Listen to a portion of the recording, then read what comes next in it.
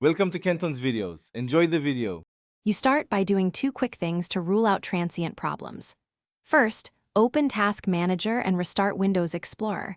This often restores the Start menu without rebooting.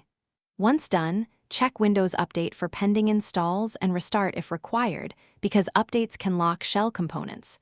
Make sure you're running an administrator account. Some fixes need elevated rights. If Explorer Restart worked, great. If not, move on to a focused repair step next. Now you perform targeted repairs that fix corrupted system files or app registrations.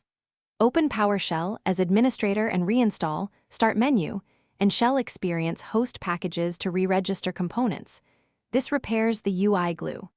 Next, run sfc/scano to detect integrity problems, and if it reports issues, run dism/online/cleanupimage/restore health to fetch clean files. Make sure to run these. Finish by isolating or undoing deeper causes. Create a new local administrator account and sign in. If the Start menu works there, the problem is your original profile, so migrate files and settings.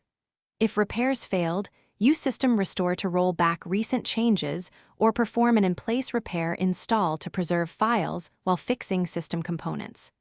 If things still go wrong, boot into safe mode to check for third-party shell extensions or antivirus conflicts. Disabling those often resolves stubborn Start menu failures.